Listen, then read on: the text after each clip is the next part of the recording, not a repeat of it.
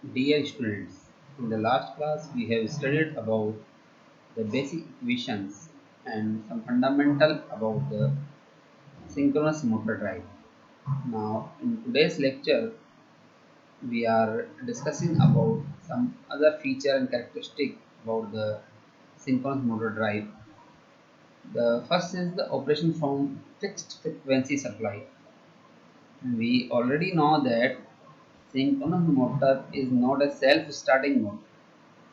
When rotor is at standstill, the frequency is too high for the rotor inertia to allow any change in speed. Consequently, motor is not a self-start motor. Similarly, for any speed other than the synchronous speed, the relative speed between air gap flux and the rotor is not zero.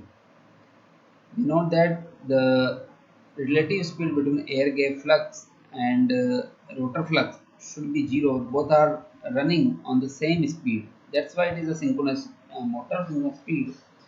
But for other than the synchronous speed, the relative speed between air gap flux and rotor wave is not zero. Consequently, delta varies from 360 degree, and consequently torque fluctuates between its positive and negative value.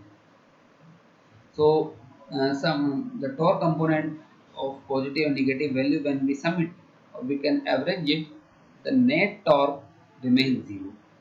So synchronous motor can provide only the load torque if it runs more.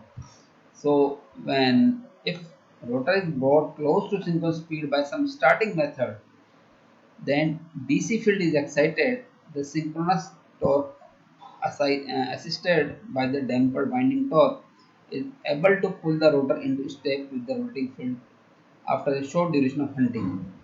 Machine then work as a synchronous motor. So in conclusion, we can say that motor synchronous motor is a not self-starting motor. We have to brought in synchronous with some starting method. When by some after some starting method, when rotor of the motor is close to the synchronous speed, then DC field is excited, and then torque is able to pull the rotor into step with rotating field after a short duration of hunting. So this is some features about the synchronous motor. Now, as we conclude that the motor is not a self-starting motor, then how we start the motor? So, purpose of starting method is to bring rotor speed close to synchronous speed by any mean. So, we widely use method to start the synchronous motor as an induction motor. In case of starting, when we start the synchronous motor, we start the synchronous motor in the mode of induction motor with field unexcited. At that time, field winding is not excited, DC supply to the field winding is not given. So, after the synchronous is maintained, the field will excited.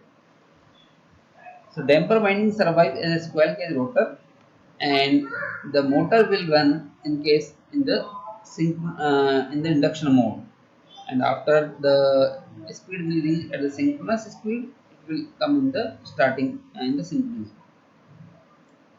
Transient due to load disturbance. Next topic of this study is the transient due to load disturbance.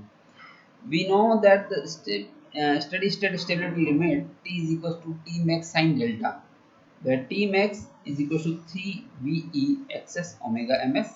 This expression we have already studied in the last class. So if we plot this graph T, it will move according to the curve of sine delta. So at the delta equal to 90, the value of torque is equal to the maximum torque, and before the 90 it will increasing, and after 90 it will decreasing. So if load torque is slowly applied, if we increase the load torque TL slowly, torque angle delta will increase up to the maximum value. When delta equal to 90, it will equal to the T max. So T max is the load limit, maximum load. torque is increased further, the motor will lose synchronism. So up to this value, motor will maintain the synchronism. If we further increase the torque, the motor will lose the synchronism. Maximum load torque that the motor can hold without losing synchronism is Tmax, and which is known as the steady state stability limit. So the steady state stability limit of the motor is equal to the Tmax, whose value is given as a 3 VE excess omega ms. Thank you.